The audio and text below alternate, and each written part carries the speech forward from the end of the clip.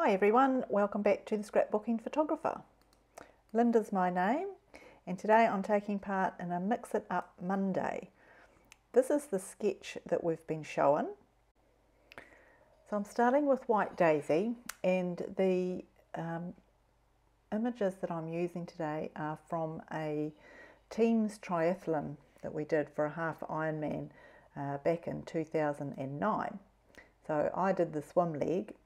And I chose these images because I'm not very confident in my mixed media, but there is a stencil that I wanted to use on these, so I thought it was a good place to start.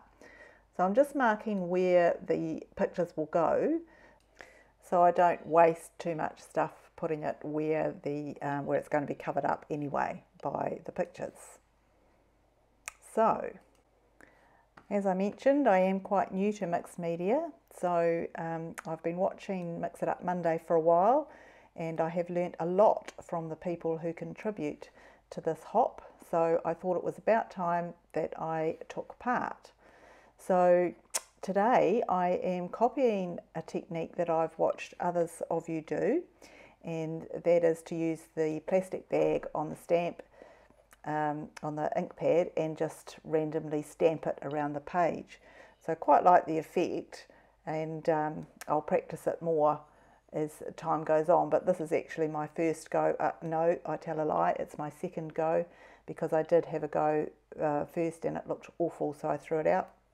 So this is number 2 go, and I quite like the effect that it's having as a background to what I have in my head that I'm going to come up with. I'm using the sapphire ink from Close to My Heart, and as I mentioned, it's on White Daisy. So the next thing I'm going to do on here is use the texture paste also from Close to My Heart, which I have used a little bit before, but not on this particular stencil. So I'm just going to take a hunk of it out of the pottle with my palette knife and put it on the side there. And then I'm going to bring in some periwinkle from Close to My Heart and just dab it onto the all-purpose mat so that I can gradually mix in the texture paste with the ink until I get the colour that I'm looking for. I think what I'm going to have to do is mix a couple of colours together, because the water's not bright blue and it's not dark blue, it's kind of a misty sort of blue, and I guess mist ink would probably be ideal, but I haven't got any of that, so I'm going to just mix a couple of colours together to see if I can get the sort of in the range that I'm after. I'll speed this up a bit because it gets a bit boring, but I do mix the texture paste with some darker sapphire, and then I also bring in some pewter just to tone it down a bit. The exciting part is bringing the stencil in, which I'm not sure if you can see on the white, but it's sort of a wave pattern, which I thought would work really well with the water in the sea that I'm in. So I'm going to secure the stencil just to my all-purpose mat with a little bit of washi tape, because it's quite, the waves are quite narrow pieces of plastic, so they tend to waft around a little bit. So in my first attempt I was getting texture paste underneath it and all sorts of things, so I'm hoping that the washi tape will help keep it in place and make it a little bit simpler. So I think the key is to do a little bit at a time and just spread it out and see how you go. So a little bit at a time and then coming over. Now I nearly left it as a kind of a rough finish, but in the end I did smooth it over a little bit and did quite a bit on this side and then a little bit on the next side, which I will speed up for you now because I think that's probably enough of my very amateurish technique that you've been watching. I do enjoy doing the stencil work, and with it sped up it looks a lot better. So I did it a whole piece on that side and then cleaned the mat up and did just a little bit down the bottom on the right hand side as well. So I've put the mixed media part over to dry a little bit, and while that's drying I'm going to mount these photos. So I quite like the yellow in the hat because that brings a bit of colour in. So I'm using honey butter and just trimming it to 4 1/4 squares, which will give a fine honey butter outline to the 4-inch squares which the photos are. I'll then do the same with a mist, but obviously a little bit wider, so I'm going to make these 4 1/2 inches to give the same outline as the honey butter, just as a double mount.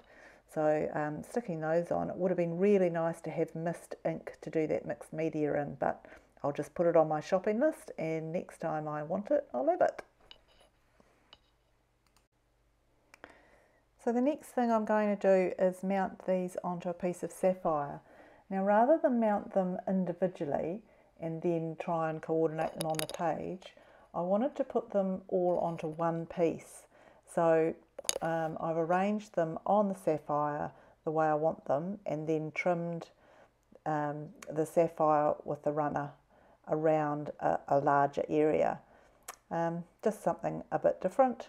And I thought about leaving the bottom bits on, but in the end, no, I trimmed them off, and I had to use a pair of scissors just to tidy things up a little bit. And as one piece of paper rather than 3 different pieces of photos, it'll be easier to position it on the page just the way I want it. So next up is to make some very thin strips. So I do that using the 3 colours that I've got, except I use honey butter and the mist. But when it comes to the sapphire, I've actually got a piece of sapphire glitter paper, which I thought might just bring a little bit of zing in. So I trimmed that very carefully to the same size as the others, so I can use them as strips coming out from the centre. Bringing the piece of white daisy back in now, I can just randomly put these strips around and see how they're going to look. And I've still got the outline vaguely of where the photos are going to go, so I can make sure that they're actually coming out of the outside. And putting it back looks good. So I go away and I stick all that down, and I come back just to put the 3 images back on, ready for the next stage. And that's making the stars. So I've got 2 different ways of making stars. One is with this older Creative Memories punch, which I've had for years, and it has 2 different sizes of stars on it. So I just go through and randomly, I think I cut 3 from each colour and each size, and then using the Cuddle Bug with a close to my heart die of a star. This one's quite pretty because it's got a little bit of stitching on it. So I end up with quite a selection, which I hoped would be enough. So I brought back the page and then just really just kind of positioned them first and then stuck them down. So I decided that they didn't have to be on the same colour stems.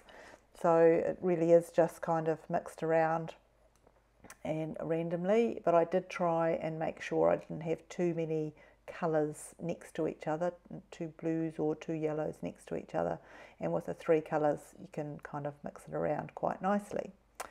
So then once they were all stuck on, I added a few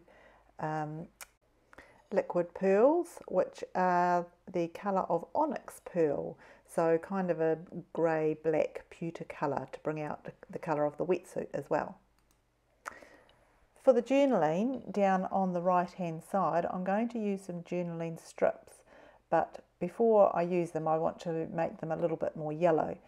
So I use my foam dome with the honey butter and just go over 3-4 lines. I think in the end I have to come back and do another one because I wrote too much, and just line them up on the side of the page there, and not too much information because it will be part of a double page spread, so there'll be more information on the other page. So just fiddling with the stars to make sure it all fits nicely.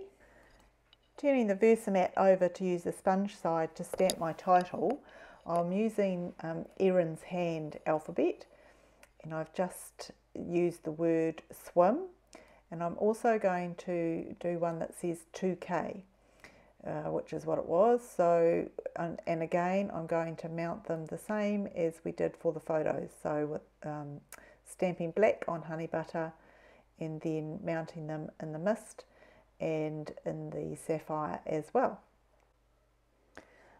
Bringing the page back in, I and ah about where to put it, but I put the swim in and then I play with the 2K title, not sure where to put it, and decide not to, but you'll see in the close-ups at the end that I do actually find somewhere to put it and leave it in there. So that's my page done. Thank you very much for watching, and I'd love it if you'd subscribe, like, make a comment, and enjoy everybody's inspirational videos on this hop. I certainly learn something every time I watch them, and I'll look forward to seeing what I can learn today from this sketch. So cheers everybody, thanks.